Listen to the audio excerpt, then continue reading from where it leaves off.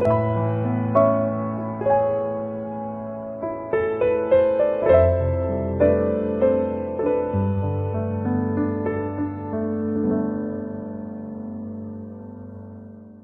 것이 페아리라라고 말씀을 하셨습니다. 그러니까 하나님께서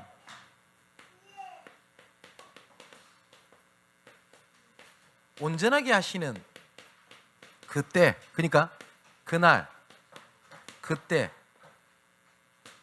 그곳을 약속을 하셨습니다. 우리가 하나님의 사랑을 아는 것과 하나님의 사랑을 주는 것은요, 굉장히 완전하지가 않습니다. 그렇겠죠. 우리 인간의 사랑도 안 그렇습니까? 보통 제가 그런 얘기를 많이 들었습니다. 부모님의 사랑을 알 때쯤 되면 그때는 부모님이 세상에 안 계신대요. 근데 그 말씀이 맞는 것 같아요. 그죠? 그래, 아까 오전에도 이런 말씀 드렸지 않습니까? 하나님의 사랑을 어떻게 표현을 할까?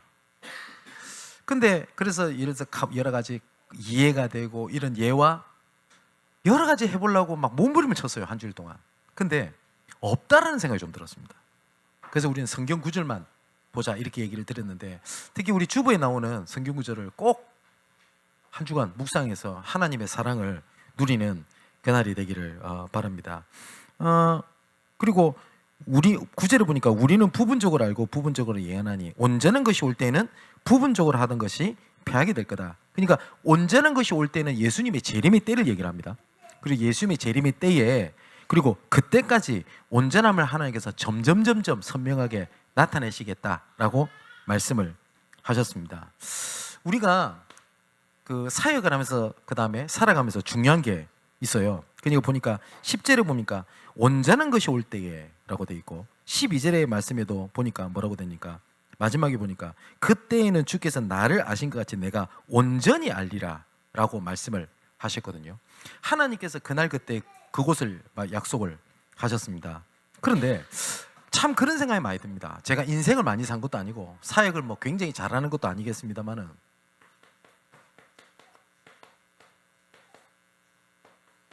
순수한 복음, 그 다음에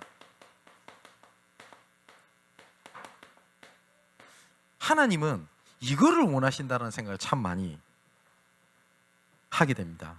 근데 그전에는 제가 어떤 생각을 참 많이 했었냐니까, 복음을 잘 알고 전도 전략을 잘 알고 캠프에 대한 내용을 알고, 그것도 필요합니다. 근데 오늘 말씀에 의하면 그 모든 것이 있을지라도, 능력이 있을지라도 사랑이 없으면 아무것도 아니요 라고 말씀을 하셨거든요.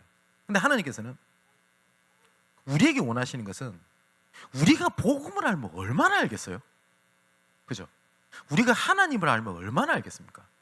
그리고 나는 복음을 깨달았다 라고 할 때, 하나님 보실 때 우리가 얼마만큼 깨달을 수 있겠습니까? 그죠? 여기 서 있는 제 목사인 제가 여러분보다 더 복음을 깨달았다라고 단언할 수 있겠습니까? 저는 그렇지 않다 생각하거든요. 근데 하나님께서는 그거보다 더 보시는 것은 순수한 것을 원하시는 것 같습니다. 이게 우리가 세워야 될 망대거든요. 그래서 오늘 본문의 13장, 아까 말씀드렸듯이 10절에 보니까 온전한 것이 올 때에, 12절에는 뭐라고 되어 있습니까? 온전히 알게 되는 그때, 그것을 말씀을 하셨어요. 자, 로마서 12장 3절에서 13절까지 말씀 보니까, 여기도 하나님께서 우리가 계속 말씀을 받듯이 지체를 말씀을 하시거든요. 특히 3절을 보니까 사람이 마땅할 그 이상의 생각을 품지 말고 오직 하나님께서 각 사람에게 나눠주신 믿음의 분량대로, 그리고 6절에는 우리에게 주신 은혜대로, 또 분수대로 이렇게 말씀을 하십니다. 그러니까 하나님께서 우리에게 주신 은혜의 분량이 있어요. 그죠? 이 분량에 나중에 또 말씀드리겠습니다만은, 감사가 없으면 모든 것은 다 무너집니다. 그렇거든요. 자, 또 성경을 또 봅시다. 데살로니가 후서 1장 11절 12절의 말씀 보니까 그 이름으로 우리도 항상 너희를 위하여 기도하면 우리 하나님이 너희를 부르심에 합당한 자로 여기시고 모든 선을 기쁨과 믿음의 역사를 능력으로 이루게 하시고 우리 하나님과 주 예수 그리스도의 은혜대로 우리 주 예수의 이름이 너희 가운데 영광을 받으시고 너희들 그 안에서 영광을 받게 하려 함이니라. 그래서 아까 오전에 말씀드렸듯이 하나님께서 우리를 위한 영광을 하나님이 예비해 두셨다고 되어 있잖아요. 그게 언제 온전하게 되냐? 참된 사랑이 임할 때입니다. 그래서 우리가 자칫하면 어떻게 저 사람을 살리겠냐라고 하는 게 저 사람을 올바르게 분별하고 내용을 알고 그 다음에 그 사람 방향을 좀 채워주고 그 다음에 뭐 이것도 필요하고 저것도 필요하고 다 필요해요. 근데 하나님은 이번 주에 말씀 뭐라고 하죠? 모든 것이 다 있어도 사랑이라는 것이 없으면 아무 의미 없다라고 말씀을 하시거든요. 자, 또 네 번째 보니까 디모데후서 1장 9절에 오늘은 성경 구절이 좀 많아요. 그 하나님이 우리를 구원하사 거룩하신 소명으로 부르시면 우리의 행위대로 하심이 아니요 오직 자기의 뜻과 영원 전부터 그리스도 예수 안에서 우리에게 주신 은혜대로 하심이라. 자, 다섯 번째 또 중요한 말씀이 있습니다. 빌립보서 4장 17에서 13절 여기 보니까 내가 크게 기뻐함은 이러고 또 뭐라고 되어 있습니까? 어떤 형편에서든지 나는 자족하기를 배웠다라고 되어 있어요. 자족, 스스로 만족을 느끼는 것 그잖아요. 여러분 창세기 3장 문제가 뭐죠? 창세기 3장 문제가 저는 그렇게 보입니다. 뭐냐니까 하나님께서 주신 만족과 감사를 잃어버린 근본 죄악이라 저 이렇게 보거든요. 특히 창세기 3장 6절을 보면 그 나무를 보니까 먹음직도 하고 보암직도 하고 지혜롭게 할 만큼 탐스럽기도 한 나무인지라 라고 되어 있어요. 그러면 한번 생각해 봅시다.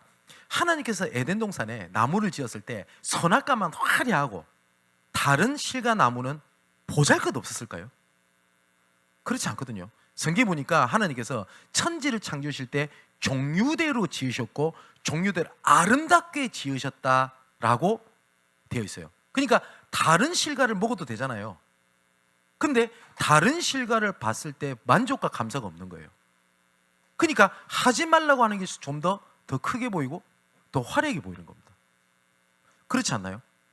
우리 하원이나 이런 어린애들한테 장난감 2개를 주잖아요. 그럼 자기가 만족하는 장난감 주면 다른 장난감 줘도 쳐다보지도 않아요.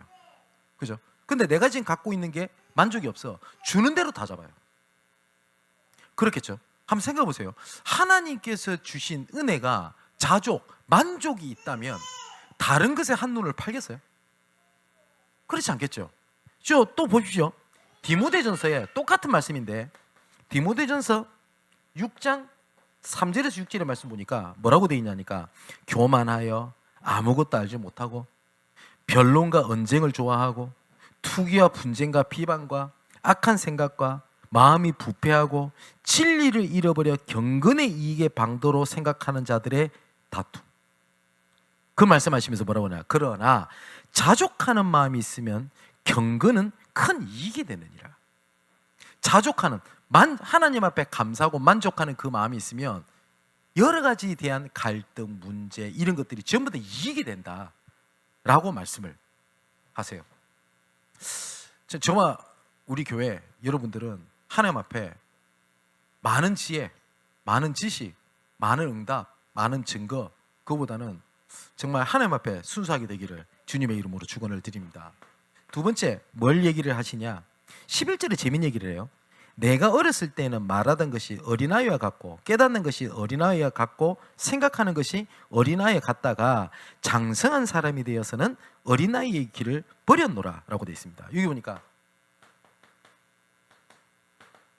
장성한 자를 말씀을 하시죠.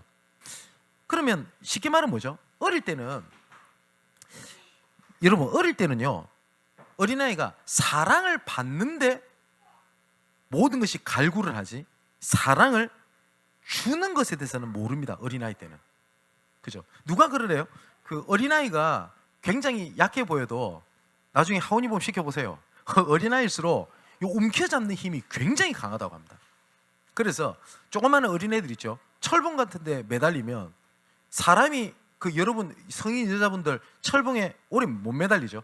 자기 몸을 지탱을 못 하잖아요. 저만 어릴 때는 이 움켜잡는 힘이 강해가지고 자기 몸을 지탱을 해요. 그래서 그러거든요. 어린아이 때는 내 것이라고 하는 것이 굉장히 강한 시기거든요. 근데 나중에 어른이 돼도 그러고 있으면 어떻게 돼요? 안 되겠죠. 그 성경에서 말한 거고요. 어릴 때는 어린아이 일을 하지만 나중에 장성한 자가 됐을 때는 어린아이의 일을 버렸다라고 얘기를 합니다. 이게 우리가 살아가는 여정 아닙니까? 그죠? 날로 하나님께서는 새롭게 되는 하나님께서는 여정을 이끌어 가거든요. 근데 우리가 어린아이 같다라는 말은 어린아이 행동을 한 것도 어린아이 같다라고 하지만 생각, 판단하는 게 어린아이 같다라고 할 때 어린아이 같다라고 할 때 이거 차일디시라고 얘기를 하잖아요. 성경에는 예수님의 공생애가 뭘 계속 말씀하시냐니까 버릴 것에 대한 얘기가 거의 대부분입니다. 왜냐니까 유대인들이 잘못 알고 있거든요. 두 번째, 버리면 뭐합니까? 비어 있잖아요. 거기에 채울 것에 대한 얘기를 하셨고요. 그 다음에 세 번째 예수님 공생애는 누릴 것에 대한 얘기를 하셨습니다. 그래서 버릴 것에 대한 얘기가 뭡니까? 갈보리. 너희가 채워야 될 것이 뭡니까? 하나님의 나라 일, 감난산, 기다리라. 내가 보내실 성령. 그게 마가다락방입니다.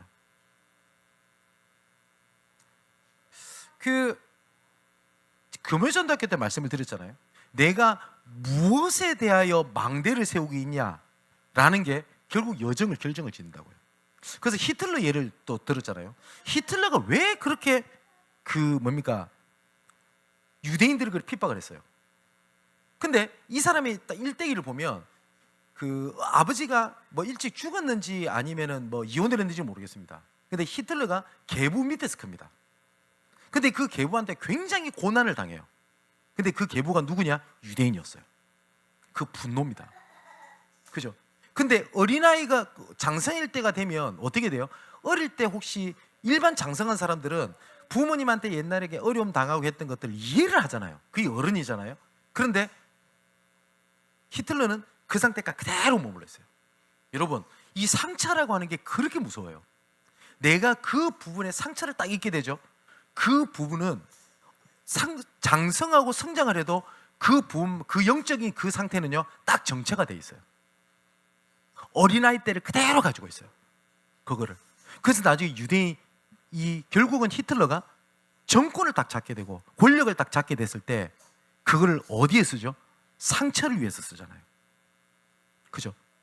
만일에 요셉이 형들이 시기를 했고 내가 어려움을 당했고 하는 그거 있죠?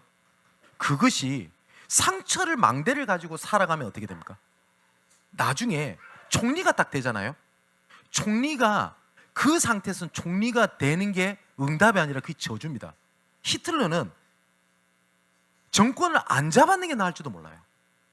맞죠? 근데 요셉이 그 상처를 그대로 갖고 있다? 총리가 됐어요. 제 같으면 반드시 몇 사람 찾습니다. 첫 번째, 누구 찾냐? 보디발의 아내 찾습니다. 야, 이 여자야, 니 그때 왜 그랬어? 그러겠죠. 또 자기를 배신을 했던 관원장 안 찾겠어요? 형들을 만나, 그건 죽는 거지. 그죠? 결국은 사람이 무엇에 망대를 세우냐에 따라서 여정을 걷고요. 세 번째는 거기에 따른 뭡니까? 선택을 하고 판단을 하게 되고 결정을 하게 됩니다. 이걸 보고 다른 말로 뭐라고 합니까? 이정표. 이정표가 뭐죠? 가야 할 길이 기준이 정해져 있다는 거잖아요. 상처가 딱 기준이 돼요. 그렇게 되면 어떻게 되겠습니까? 근데 오늘 12절의 말씀 보니까 우리가 지금은 거울로 보는 것 같으나 희미하나 그때에는 얼굴과 얼굴을 대하여 볼 것이요 지금은 내가 부분적으로 아나 그때에는 주께서 나를 아신 것 같이 내가 온전히 알리라. 이거는 예수님께서 다시 오실 재림주를 말씀하신 거죠. 재림주로. 그리고 이 재림주로 오실 것인데 예수님의 재림을 앞당기는 하나님의 길을 말씀하셨어요. 그게 뭐죠? 마태복음 24장 14절에 땅끝까지 복음이 증거되고 난 이야 끝이 오리라. 그거죠. 그래서 초대교회는요, 종말론이라고 하죠. 예수님께서 오실 거야 라고 하는 시급성 때문에 다른 걸 쳐다보지 않고 복음을 전했다고 합니다. 그게 생명을 걸었던 거예요. 그렇다면 지금 내가 한번 생각해 보시죠. 내가 망대, 여정, 이정표를 내가 확인할 수 있는 게 있어요. 지금 나의 흐름과 자리를 지금입니다. 지금의 나의 오늘을 점검하는 거에서 이것이 보여요. 여러분 생각해 보세요. 과거는 지나갔어요. 바꿀 수도 없어요. 그죠? 그런데 오늘을 살지 않고 과거에 사는 사람이 있어요. 항상 옛날에 내 그랬잖아. 옛날에 네가 나를 그렇게 했잖아. 나는 오늘을 사는 게 아니에요. 그 사람은 항상 뭘 살죠? 과거를 삽니다. 과거는 현실성이 없어요. 지나갔어요. 지나간 물은 물레방아를 못 돌립니다. 그죠? 어떤 사람은 미래에 대한 불안감으로 사는 사람이 있어요. 여러분 내일이라고 하는 것도 현실적이지 않아요. 누가 그랬다 안 합니까? 미장원에 가니까 옆에 써붙여놨어요. 내일은 공짜입니다. 그 사람 보면서 머리를 깎으면서 내일 공짜예요? 그럼 내일 오면 되겠네. 갔어요. 오늘은 공짜죠 이러니까 써붙여놨잖아요. 내일은 공짜라고. 그랬더니 그렇구나. 또 내일 가면 또 내일이라. 내일이라는 시간은 현실적이지 않아요. 그죠? 다가오지 않았다고요. 그런데 내일이라고 하는 시간은 오늘이라는 것 속에서 있는 거지 내일이라는 것 자체는 없어요. 맞죠? 근데 항상 미래에 대한 불안 이걸 갖고 살아가는 사람이 있어요. 그러면 내가 과거에 있는 상처가 내가 망대가 돼서 걷고 있냐? 그렇게 보면 딱 정확합니다. 그래서 오늘을 점검해야 돼요. 오늘 내가 지금 어떤 흐름 속에서 있다가 이루어진 거지? 이가 정확합니다. 제가 이런 얘기를 많이 하잖아요. 내한테 문제가 다가와요. 어려움이 옵니다. 갈등이 오겠죠. 기타 등등 여러 가지가 올 때 우리는 거의 대부분 어디에 집중을 하는지 아세요? 문제가 왔다를 봅니다. 문제를 왔다. 근데 하나님께서는 오늘을 점검하는 건 문제가 왔다가 아니에요. 내가 어떠한 흐름 속에서 온 문제냐가 중요해요. 맞죠? 공부를 더럽게 안 하다가 시험 떨어졌어요. 그러면은 지금 해야 될 시간표가 뭐죠? 공부해야 되겠다가 맞습니다. 근데 공부를 하는 가운데 내가 떨어졌어요. 그러면 내용이 좀 달라요. 맞죠? 어떤 흐름 속에서 일어났느냐가 굉장히 중요하거든요. 내가 하나님 앞에 서지 않은 상황에서 온 문제라면 그 답은 어디에 있죠? 하나님 앞에 서는 쪽으로 가야 돼요. 맞죠?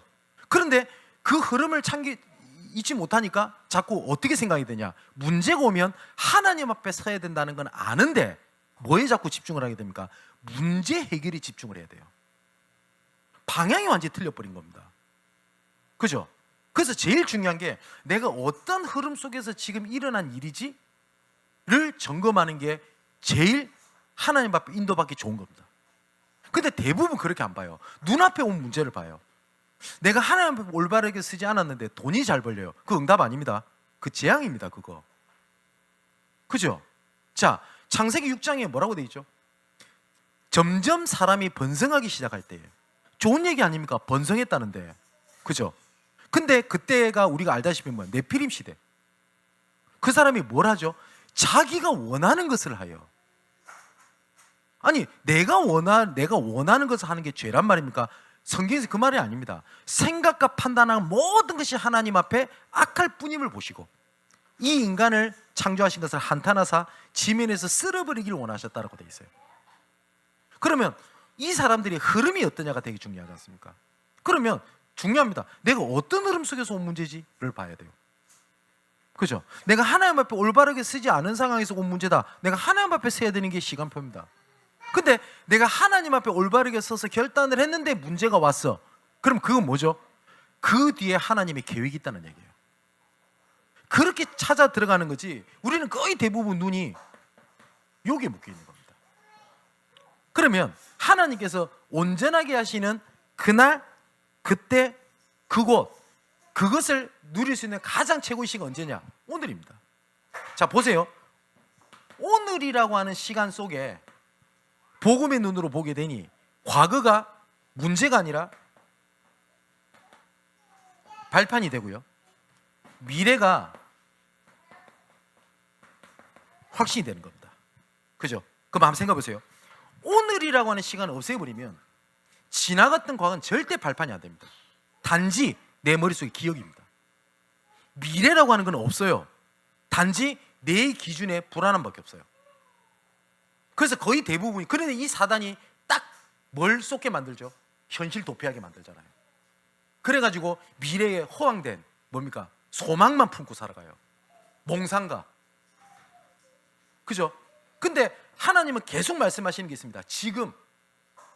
그죠? 그래서 제일 중요한 게 오늘이라는 시간입니다.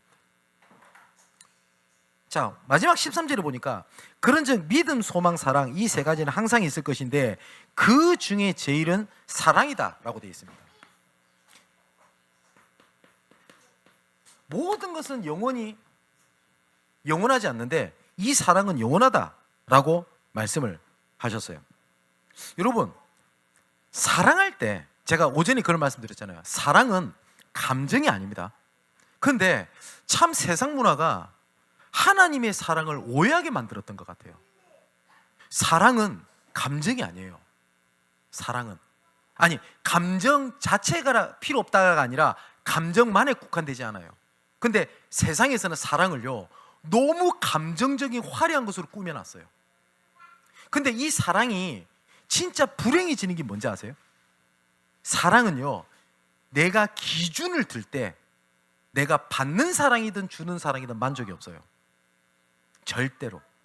또 사랑은 비교 대상이 있을 때는 그 사랑은 완전할 수 없고 그 사랑은 불행해집니다. 여러분, 내가 사랑을 받아요. 그거에 대해서 만족이 없잖아요.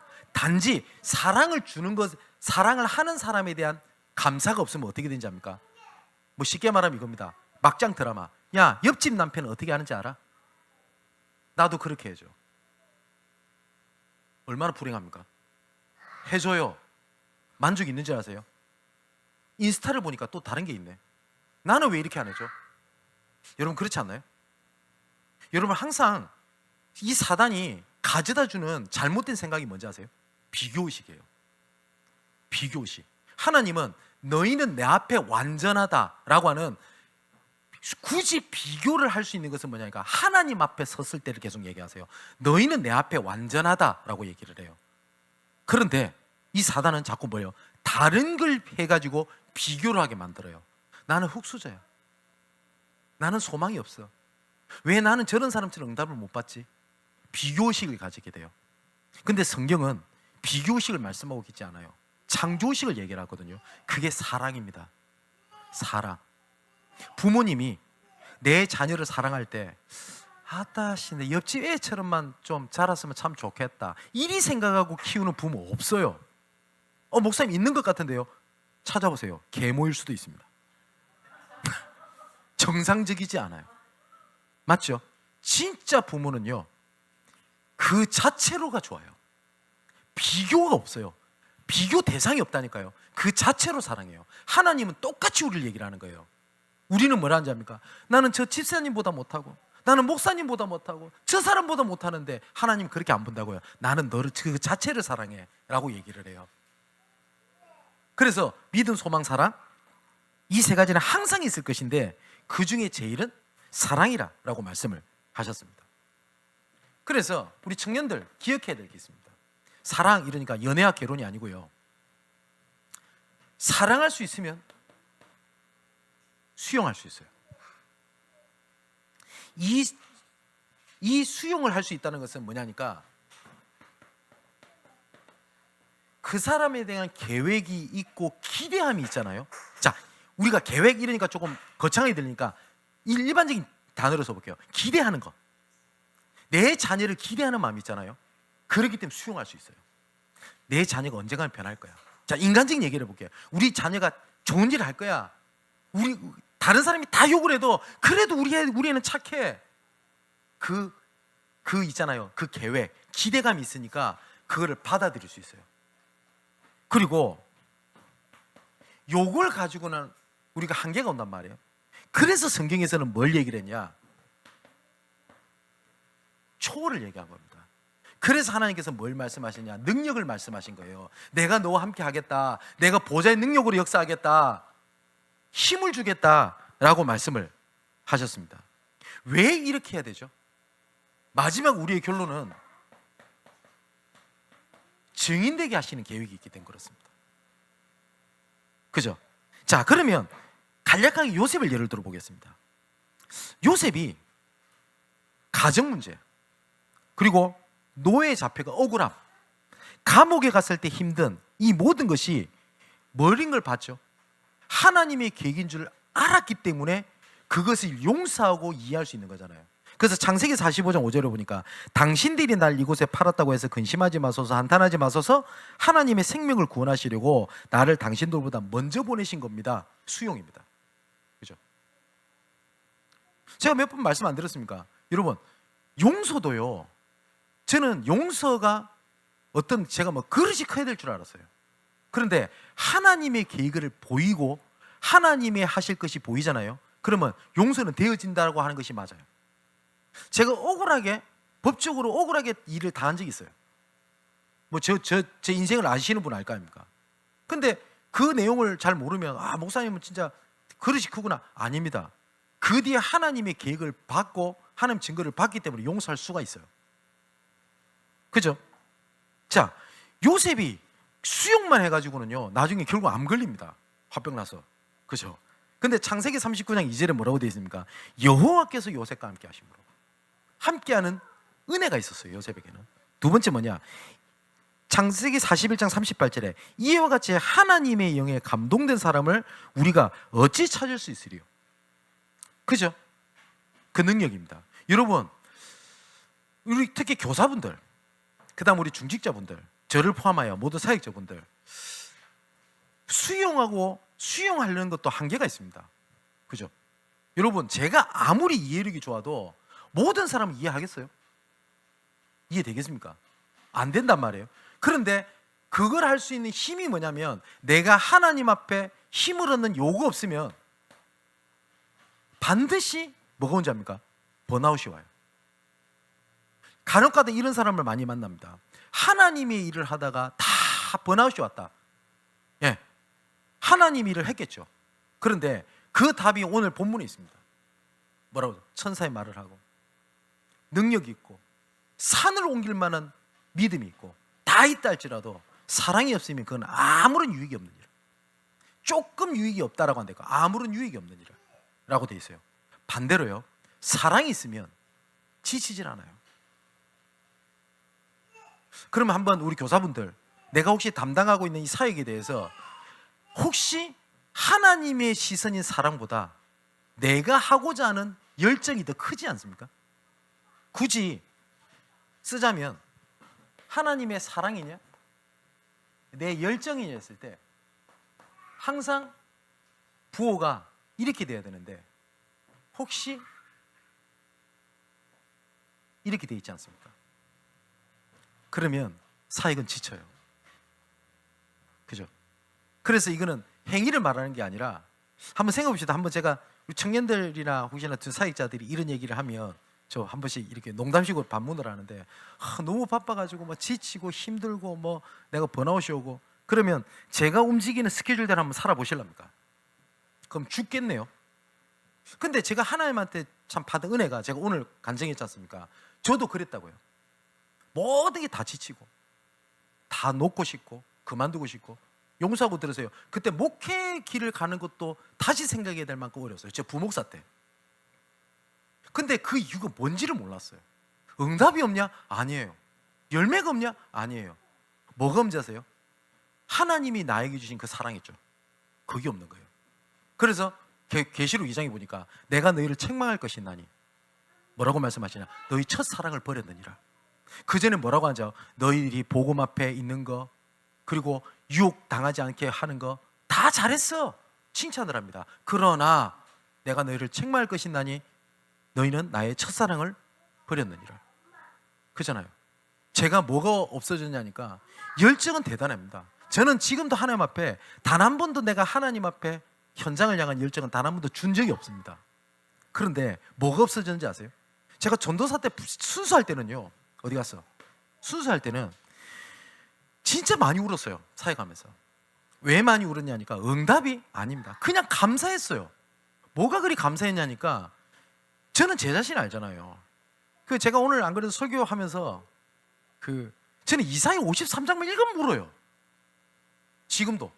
그래서 안 그래도 꼭 얘기해야 되는데 울 것 같은데 오늘 설교 시간에 울지 말아야지, 울지 마.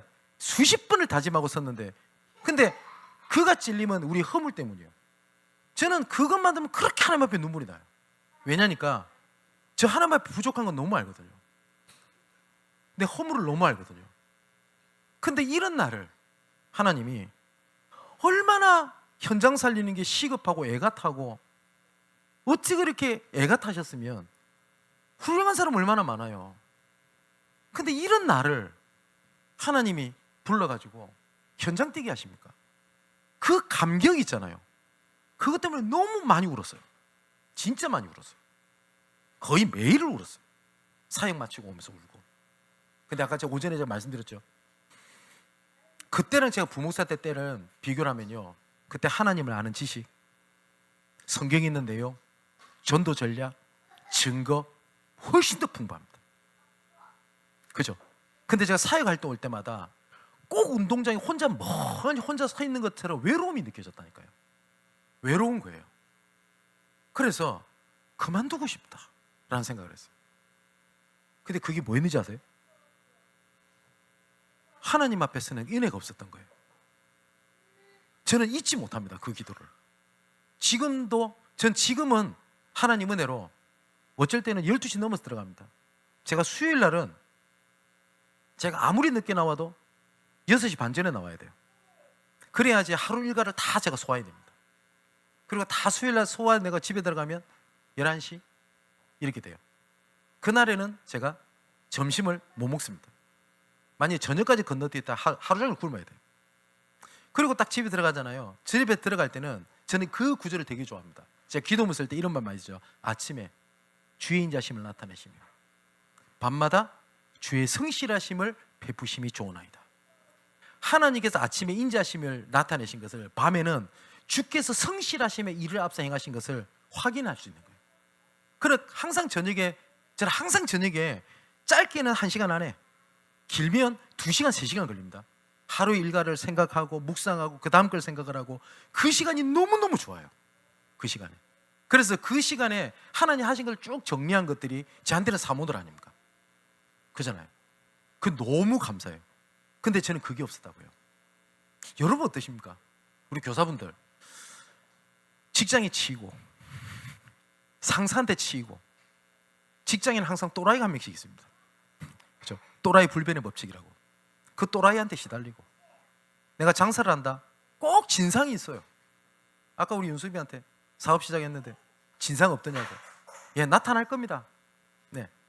그런 가운데 주일날 피곤해 죽겠는데 아침에 오라고 하지, 교사하라고 하지, 주중에 애들 챙기라고 하지, 미쳐버릴걸요. 근데 진짜 이 은혜가 여러분에게 넘치기를 주님의 이름으로 축원을 드립니다. 사랑하면요, 능력이 없어도요, 사람을 살릴 수 있는 힘이 있어요. 거기에 제가 한 가지를 기억을 하자면, 한 가지 예를 들고 마칠게요. 제가 부산에 전사로 있을 때 교육전도사다 보니까 시간이 좀 있잖아요.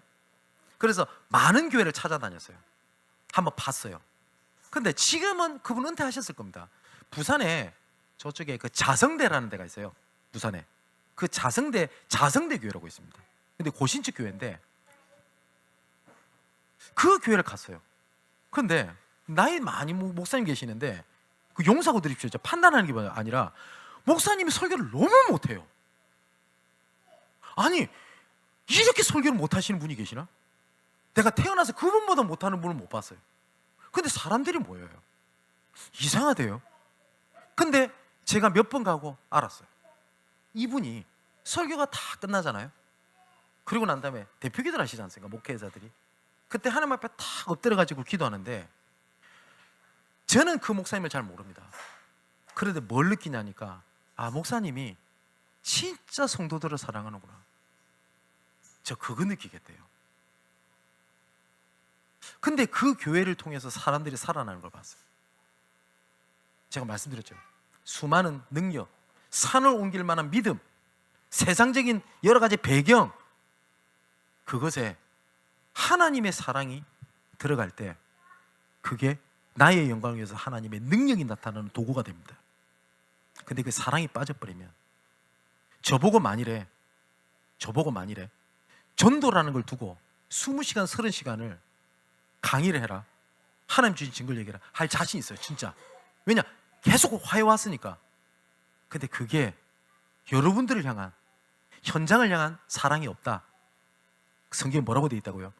꽹과리 소리와 같다라고 말씀을 하셨습니다. 우리 사랑하는 교사 여러분, 사랑하면 렘넌트 기다릴 수 있어요. 그죠? 제가 여러분을 사랑하면 기다릴 수 있습니다. 믿음, 소망, 사랑, 그 다 영원히 있을 것인데 그 중에 제일은 사랑이라고 하셨습니다. 한 줄 동안 하나님 주신 사랑이 여러분 가슴 속에 넘쳐나기를 주님의 이름으로 축원을 드립니다. 기도합시다. 하나님이 우리에게 주신 사랑과 우리가 전달하는 하나님의 사랑을 온전하게 하시는 그날이 오늘이 되게 하옵소서. 그때가 말씀 붙잡은 지금이 되게 하시며 그곳이 흩어져 파송되어 각 사람들의 현장이 되게 하옵소서. 믿음, 소망, 사랑, 이 세 가지는 항상 있을 것인데 그 중에 제일은 사랑이라고 하신 것 같이 사랑으로 수용하고 초월하며 증인으로 서는 남은 자, 순례자, 정복자의 숨은 제자로 하나님 앞에 서는 한 주간 일평생이 되게 하옵소서. 이 모든 말씀을 온전하게 하시는 그날 재림주로 오실 예수 그리스도 이름으로 기도합니다. 아멘.